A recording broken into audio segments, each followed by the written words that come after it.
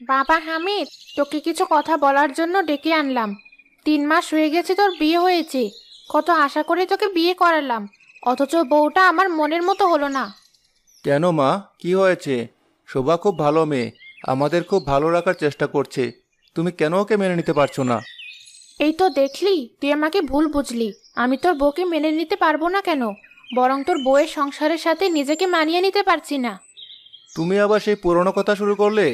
বিয়ে হয়েছে মাত্র 3 মাস, ও তো আগে সংসার করে আসেনি। আগে তাকে কাজকর্ম শিখতে দাও। এটা তুই একদম ঠিক কথা বলেছিস।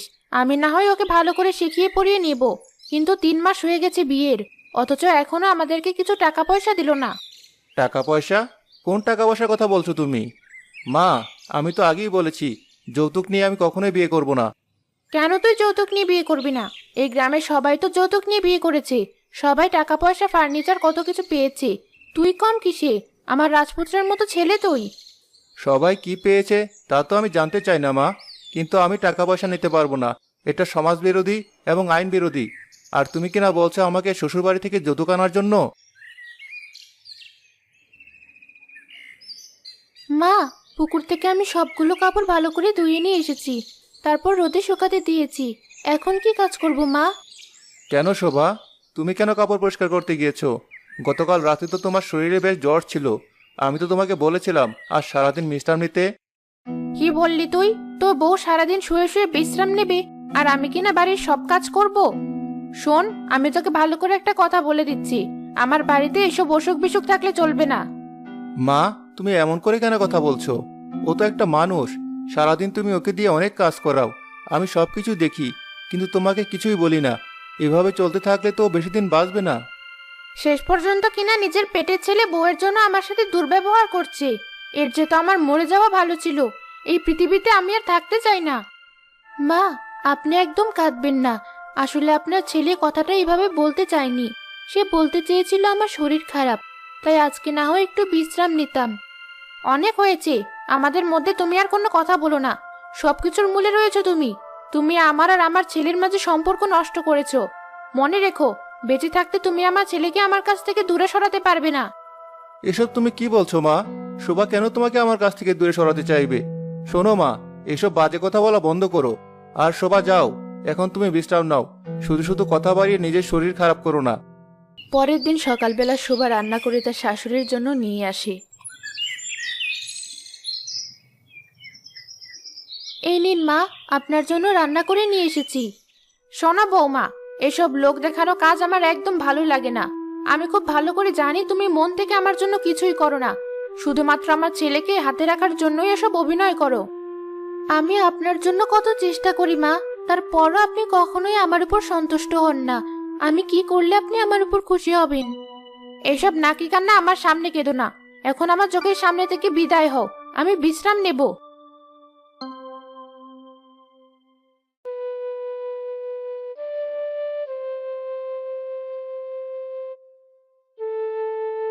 তুমি মন খারাপ করে এখানে বসে আছো কেন? কেউ কি তোমাকে কিছু বলেছে? আমি মাকে ভালো রাখার জন্য কত চেষ্টা করি, নিজ হাতে তার জন্য খাবার তৈরি করি, তার সেবা করি, কিন্তু মা আমাকে একদম সহ্য করতে পারে না। আমি সবকিছুই বুঝতে পারি, কিন্তু কি করব বলো তো? হাজার হলে উনি তো আমার মা। আমি তো আর ওনাকে বাড়ি থেকে বের করে দিতে পারি না। এসব তুমি কি বলছো? আমি জানি তুমি আমার প্রতি অনেক যত্নশীল। তাছাড়া তোমাকে একটা ভালো সংবাদ দেওয়া হয়নি। কি সংবাদ? সংবাদটা হলো, আমি মা হতে চলেছি, আর তুমি বাবা হতে চলেছো। কি বলছো তুমি? তুমি আজকে আমাকে কত বড় একটা খুশির সংবাদ দিলে তা তুমি নিজেও জানো না। এসো এসো, তুমি আমার কাছে এসো, আর চলো দুজনে মিলে মাকে খবরটা দিয়ে আসি। এই খবরটা পেলে মা মনে হয় খুশি নাও হতে পারেন, কারণ বেশ কয়েকদিন আগে আমাকে তিনি বলেছিলেন আমি যেন এখন সন্তান না নেই। কি যে পাগলের মতো কথা বলছো তুমি! তুমি যদি সন্তান নাও তাহলে মায়ের সমস্যা কি? চলো চলো, এসব আজে বাজে চিন্তা করার দরকার নেই। এখন আমরা মায়ের সাথে গিয়ে কথা বলি।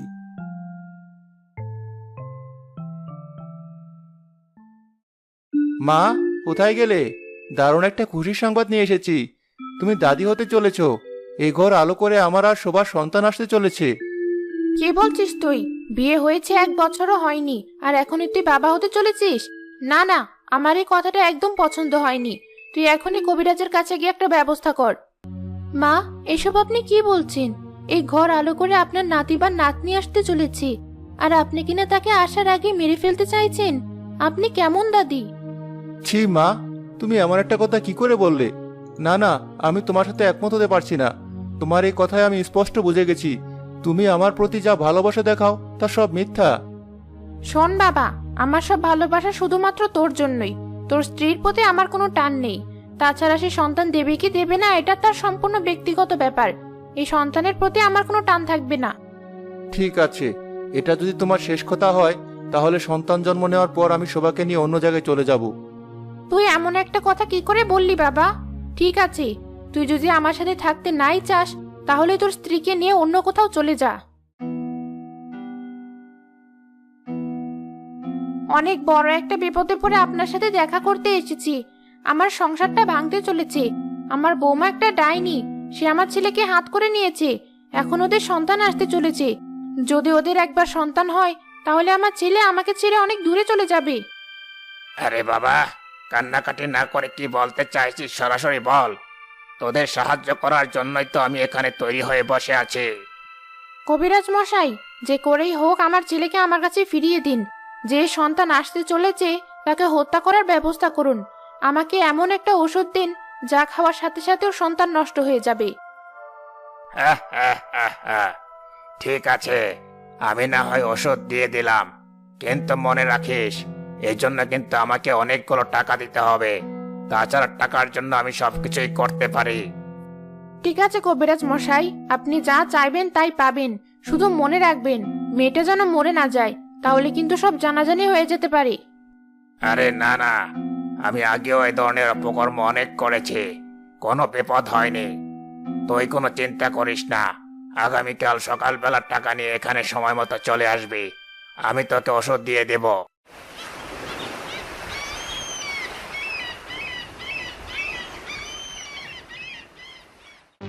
পরের দিন সকালবেলা আয়েশা কবিরাজের কাছ থেকে সেই ওষুধটা নিয়ে এলো।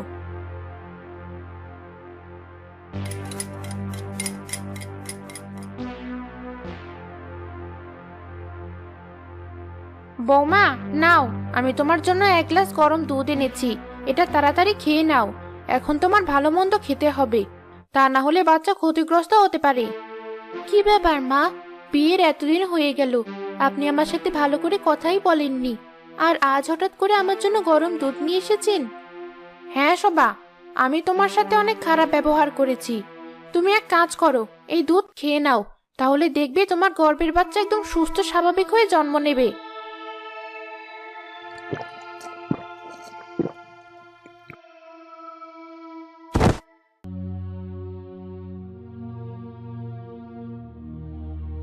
কি ব্যাপার মা, শোভা মাটিতে অজ্ঞান হয়ে পড়ে আছে কেন? ওর কি হয়েছে? তাড়াতাড়ি ওকে তোলার ব্যবস্থা করো। আর বলিস না, সুভাকে আমি গরম দুধ এনে খাইয়েছিলাম, তার পরপরই ও অজ্ঞান হয়ে গেছে। তুই একটু অপেক্ষা কর, আমি এখনই কবিরাজ মশাইকে ডেকে আনছি। সর্বনাশ হয়ে গেছে। আপনি যে ওষুধটা দিয়েছিলেন ওটা আমি আমার বৌমাকে খাইয়েছি, কিন্তু ও তো মরে গেছে। আমি তো জানতাম ওষুধটা খেলেও মরবে না, কিন্তু মরে গেল কি করে? এখন তো আমাদেরকে পুলিশে ধরে নিয়ে যাবে। চলো তো বাড়িতে গিয়ে দেখি ঘটনাটা কি। কবিরাজ মশাই, আমি আপনাকে আগেই বলে দিচ্ছি, আমার ছেলে যেন কিছুতেই কিছু বুঝতে না পারে। ও যদি একবার বুঝতে পারে এসবের পেছনে আমি রয়েছি, তাহলে কিন্তু সর্বনাশ হয়ে যাবে। আরে না না, আমি ওকে যে বিষ দিয়েছিলাম সেটা ছিল সাপের বিষ। এই বিষ কেউ বুঝতেই পারবে না, একমাত্র যারা বেদে আছে তারাই বুঝতে পারবে এটা সাধারণ কোনো বিষ নয়। তবে সাবধান থাকতে হবে।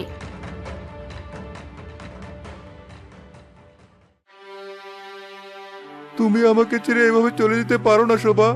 না না, আমার মনে হচ্ছে আমি স্বপ্ন দেখছি। তোর বউ তো মরে গেছে, তোর বউকে এখন কলার বেলায় করে নদীতে ভাসিয়ে দিতে হবে। আমার মনে হয় তোর বউকে ভূতে ধরেছিল, তাই গর্ভের বাচ্চাটির জন্য তোর বউ মারা গেছে। কি বলছেন কবিরাজ মশাই? না না, এটা হতে পারে না। আমার বউকে ভূতে কেন ধরবে? আমার বউ তো কখনো বাড়ি থেকে বেরই হতো না। আপনার কোথাও একটা ভুল হচ্ছে। শোন, ভূতে ধরতে তো আর বাইরে যেতে হয় না। যা যা, আর দেরি করিস না, তোর বউকে এখনই একটা কলার ভেলা তৈরি করে তাতে ভাসিয়ে দে, না হলে তোদের ওপরও ভূতের উপদ্রব হতে পারে।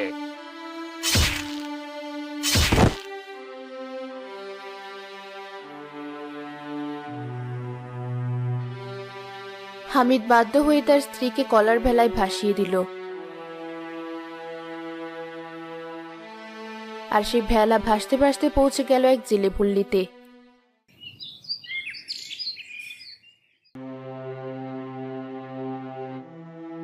কি ব্যাপার রহিমা, সকালবেলা কাঁদতে কেন বসেছো? কি হয়েছে তোমার? তাড়াতাড়ি আমাকে খেতে দাও, আমাকে নদীতে মাছ ধরতে যেতে হবে। কি হবে মাছ মেরে? কি হবে এত টাকা পয়সা দিয়ে? মাত্র 20 বছর বয়সী মেয়েটা নদীতে গোসল করতে গিয়ে ডুবে মারা গেল। আমাদের তো দেখার জন্য আর কেউ রইলো না। এই অর্থ সম্পত্তি আমরা কি করব? আমাদের মেয়েটা মরেছে 15 বছর হতে চললো, তুমি এখনো মেয়েটাকে ভুলতে পারো না? কি হবে ও স্মৃতি মাথায় রেখে? আমি তো মা, আমি কি করে আমার মেয়েকে ভুলবো? আমি ওকে জন্ম দিয়েছি, 10 মাস 10 দিন গর্ভে ধারণ করেছি। তুমি বাবা, তুমি সহজে ভুলে যেতে পারো। কি বলতে চাও তুমি? আমি আমার মেয়ের কথা মনে রাখি না?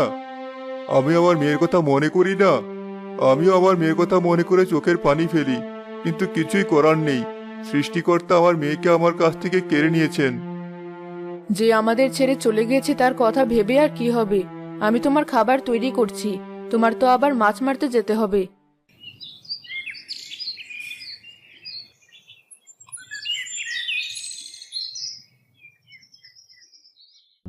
আবুল নদীতে মাছ ধরতে গিয়ে দেখলো কলার ভেলায় এক মেয়ে ভেসে আসছে। এই আমি কি দৃশ্য দেখছি? এটা তো একটা মেয়ের দেহ, কলার ভেলায় করে এদিকে আসছে। যাই, আর দেরি না করে তাড়াতাড়ি মেয়েটাকে উদ্ধার করি।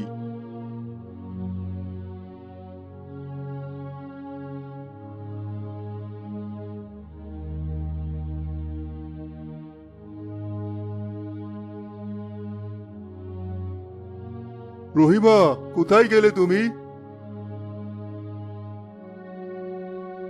এক অদ্ভুত দৃশ্য, নদীতে মাছ মারতে গিয়ে একটা মেয়েকে খুঁজে পেলাম।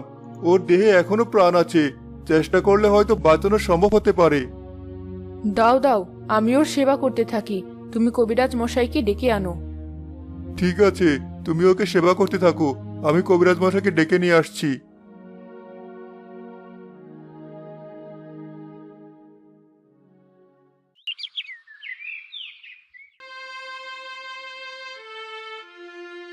হামিদ, তোর বউ মারা গেছে 3 মাস হতে চললো, এখনো তুই স্বাভাবিক হতে পারিসনি? এভাবে তো জীবন চলে না। তুই তাড়াতাড়ি আরেকটা বিয়ে কর বাবা। আমার বয়স হয়েছে, যে কোনো সময় মরে যাব।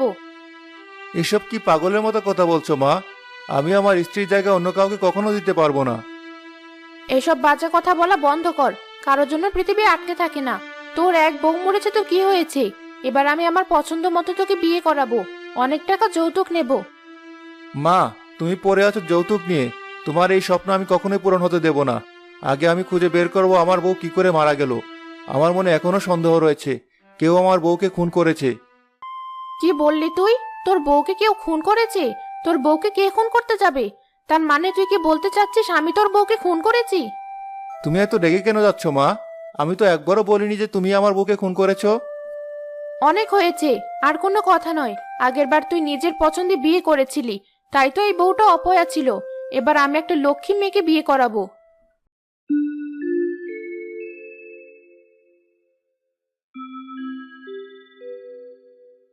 মা শোভা, তুই তো আমার বুকের ধন। এক মেয়েকে হারিয়ে আমি আরেকটা মেয়েকে খুঁজে পেয়েছি। 3 মাস হতে চললো তুই আমার বাড়িতে রয়েছিস। এবার তো তোর স্বামীকে একটা খবর পাঠাতে হয়। আমি ওই বাড়িতে আর ফিরে যাব না। তোমরা আমাকে যদি জোর করো তাহলে আমি অন্য কোথাও চলে যাব, কিন্তু যে বাড়িতে আমাকে বিষ খাইয়ে মেরে ফেলার চেষ্টা করা হয়েছে সে বাড়িতে আমি আর ফিরবো না। যা করেছে তোর শাশুড়ি করেছে, তুই আর অমত করিস না। তোকে তোর স্বামী বাড়িতে ফিরতেই হবে। আচ্ছা ঠিক আছে, তোমরা যখন এত করে বলছো তাহলে আমিও বাড়িতে যাব। কিন্তু মা, আমার স্বামীকে সব সত্যি আমি জানাতে চাই। কিভাবে আমার গর্ভের সন্তানকে আমার শাশুড়ি মেরে ফেললো তার একটা বিচার চাই। আগামীকাল সকালে আমি তোকে নিয়ে তোর স্বামীর বাড়ির উদ্দেশ্যে রওনা হব। এবার এই ব্যাপারটার একটা বিহিত করা প্রয়োজন।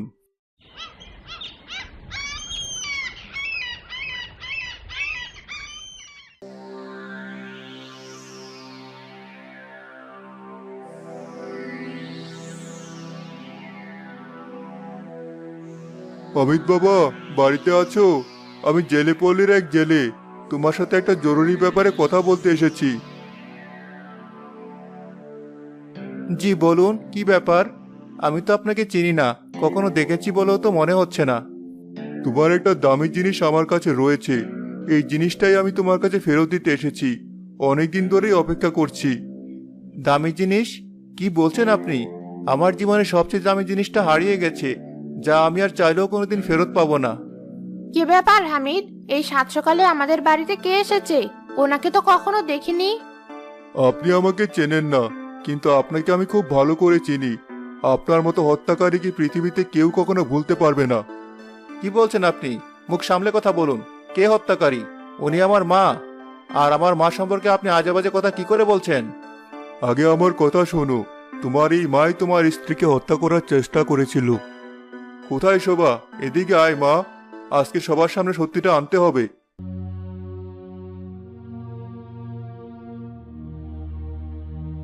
শোভা, তুমি বেঁচে আছো? তোমাকে তো আমি নিজের হাতে কলার বেলায় করে বাসিয়ে দিয়েছিলাম। না না, এ কখনোই সম্ভব না। শোভা বেঁচে থাকতে পারে না। কেন? শোভা কেন বেঁচে থাকতে পারে না? কারণ শোভাকে আপনি দুধের মধ্যে বিষ খাইয়ে মেরে ফেলতে চাইছিলেন, তাই তো? তুই এসব কথা বিশ্বাস করিস না। আমি ওকে কখনোই মারতে চাইনি। আমি শুধুমাত্র ওর গর্ভে সন্তান নষ্ট করতে চেয়েছিলাম। তারপর কি থেকে কি হয়ে গেল আমি কিছুই জানি না। একজন মা হয়ে আপনি কি করে আরেক মায়ের সন্তানকে এভাবে পৃথিবী থেকে সরিয়ে দিলেন? আপনার বিচার হতে হবে। আমি পুলিশে খবর দেব, আপনাকে থানা হাজতে পাঠাবো। মা, এসব আমি কি শুনছি?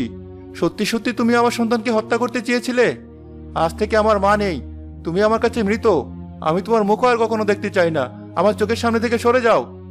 আমাকে ক্ষমা করে দে বাবা, আমাকে আরেকটা সুযোগ দে। বিশ্বাস কর, এবার আমি বৌমাকে নিয়ে সুখে থাকবো। আমি আপনার মতো হত্যাকারীর সাথে কখনোই থাকবো না। আমি যখনই আপনার দিকে তাকাবো, আমার মনে হবে আমার সন্তানের খুনিকে দেখছি। চলো, আমি এই মুহূর্তে তোমাকে নিয়ে এই বাড়ি থেকে বের হয়ে যাচ্ছি। আমরা কখনোই আর এই বাড়িতে ফিরে আসবো না। নিজের ছেলের সন্তানকে হত্যা করতে পারে যে, সে যে কোনো সময় আমাকেও হত্যা করতে পারে। তুমি থাকো তোমার সংসার নিয়ে, আমরা চললাম।